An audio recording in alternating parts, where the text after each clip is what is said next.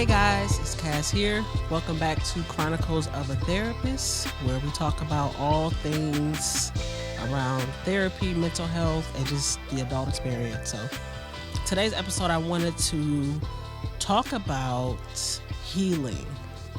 And this, ironically, this idea and topic came from one of my teenagers that I'm working with.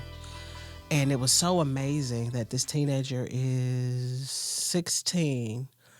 And hearing a 16-year-old feel overwhelmed about not being able to be healed from their past trauma, was wild to me. Like, baby girl, you 16. Like, what did you expect? Like, what are we?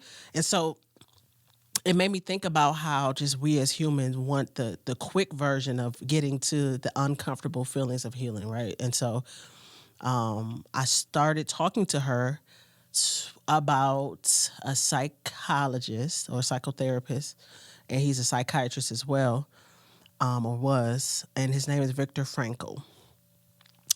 And why he's important, if you've never heard of Viktor Frankl, is he is Austrian and he was in the concentration camps. And so from him being in the concentration camps, he was able to develop a theory and a thought pattern of life and what this suffering mean. And so it's so interesting that somebody who was in the concentration camps was able to understand that suffering isn't what we make it seem. Like, being able to understand how the things we experience affect us, and more importantly, the level of having some kind of hope from it. And so when I was talking to this teenager about healing and suffering, like, the reality is us as humans, we don't like intense emotion. I've said that because I believe it. And so the idea that we can fast pace healing to get through traumas and just magically, we are the ready-made generations, right? So we're gonna put it in the microwave or the air fryer, and ding, it's done. Healing and trauma and suffering doesn't work like that. And so I just wanted to kind of talk about, and kind of like give a space to people who, if you are reading or not reading, just to kind of expand your mind into what does healing look like, because there is all kinds of life coaches, and I'm a therapist. And so I view life and suffering probably different than most. Like, I'm a realist. As a therapist, I'll never be like, yep, it's just gonna get easier. You just gonna keep coming to therapy, and no, the shit gonna be hard. Like, but the reality, and why I like Viktor Frankl and his meaning of suffering, is that what are you gonna get from it? Like, if the things that we go through have no meaning, what was the point? And it's not to say that horrible, bad, traumatic things need to happen, but it's about what do you get from it. That is why they have people who are in jail and they come out and they've really been able to revisit and revamp their life, because, one, they were in jail for so long, they were stuck with their thoughts and their feelings. Like, they were in a place where I saw you got this time. Like, you got all the time. It ain't no kids distracting you. It ain't no relationship. It's, I want to come out being better. And so when I think about healing and I think about what that looks like in the journey of trauma, and it's not a quick fix. And, even if your trauma is intertwined with loss, maybe you had a major loss at a young age or at any age.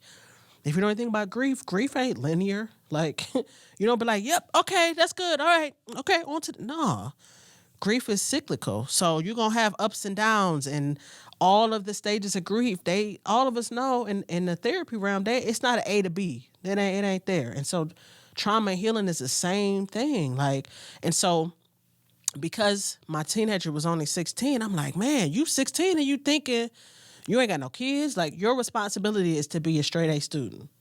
That's it. So if somebody who that is their responsibility, just to go to school and do well at school, feels like she's behind, what do us adults think? Because let's be real, like, you can go through trauma and it's layered with, I'm in a relationship with somebody. So now I might have a trauma. Now I got kids. Now I got to figure out how my trauma don't spill over to my kids. Or, and so the reality of healing is it is something that takes time. And so if you watch any of the influencers or people who are life coaches or whatever, you'll realize it's like spaces and stages. And that's what people forget. Like, you got to get through. It's almost like in sports, right? If I decided tomorrow I want to play basketball, guess what? I got to go to the bases. I'm not about to be in nobody's NBA. What? Oh, yeah, I'm about to try to dunk, and I don't even know how to dribble or shoot. Okay. So why do we think healing is easy like that? No, it's foundation. So you have to peel the onion layer and work through it and peel. And sometimes we forget that in our adult relationships, in our adult experience, guess what happens? Things happen and it triggers something. Oh, I didn't know that was there. I had no idea. Case in point, I'm currently dating somebody and I didn't realize how much stuff I got that hasn't been worked through. Like the relationship stuff that I seen with my parents or didn't see. That has now as much healing and as much work as I've done. It wasn't until this person came to my, I said, oh, okay. And so I say that to say that's what healing is. Like, we have to be able to understand that it's layers and it's foundation. And so the thing that we miss is it's going to be easy. No, you got to go through that test. You got to go through that trigger. You got to also in that trigger figure out, oh, this is making me insecure. This is making me angry. This is making me upset. This is making me withdraw. This is making me quiet. And if you don't learn that stuff, how you gonna heal from it? And like the last episode, if you're a parent, so now you're going to beguile all of that to your kids. So then you wonder why your kids are flipping out or why your kids are in their room hiding for days on end. Well, what did you teach them? And so I think it's important, like when we think about healing, us to be honest about, yeah, you might need to go sit and talk to a therapist. You might need to go sit and talk to a therapist. You might need to journal. We were talking earlier, like, yeah, as you get older, you just be quiet, and I don't want no. I wanted to be quiet in the car. I need to be quiet. That's only, especially if you're in the car by yourself. Yeah, I needed quiet. I needed quiet so me and my thoughts, and I can autopilot wherever the heck I gotta go. Yeah, sometimes we need that because if that's the only place that you have that's quiet, because at home you got kids and a significant other. At work you're dealing with all the work drama and how to perform and all the other stuff. Yeah, where do you find solace? You know what I mean? And so I think for us, when I think about healing, it's getting the help that you need so you can, and getting the education. Yes, of course, I'm going to say, yes, everybody needs therapy. Yes, but I think you need therapy when you're ready, because if you're not ready, you get a therapist like me. We just gonna be quiet. You don't want to say nothing, okay? Because not to be a jerk, I'm going to get paid anyway. You sit here and be quiet for the whole hour. We still running your insurance. It's still a session. And so I say that to say some people have to do pre-work before they do therapy. So you might need to read some books. You might need to journal. You might need to, you might need to find a way to dig into being honest about what it is you need to heal from. And sometimes, you get a good therapist, they can pull it out of you, but it don't matter if I can pull it out of you if you're not ready to do the work the other 6 days. You come see me weekly for 3 months. And if you don't want to do no work at home, that was nice. All right, you vented, you feel better, you got that off your chest, all right. And so, and I'll share this as a therapist. I am, one of my jobs, I work part-time with adults too. And I'd be like, I'm a problem solver by nature. So if I hear somebody saying the same thing over and over and over and over and over and over, you're going to get a therapist at me that's going to be like me, that's going to say, so what you going to do about it? Because you're just going to come in here and keep talking about it. I'm going to get paid anyway. Not being funny, but thank you for your services. I'm a whole space and nothing's going to change. Okay, but there's a difference in venting, because there are people, I will say that, there are people who don't talk at all and they talk to their therapist because they haven't learned to communicate to anybody. They haven't learned how to talk to their significant other. They don't have so they use a therapist to kind of piece and part it, and that's fine. But those people who are literally saying the same thing over and over. A good therapist usually know what's going on with you. I'm going to go ahead and put that out there. We usually know.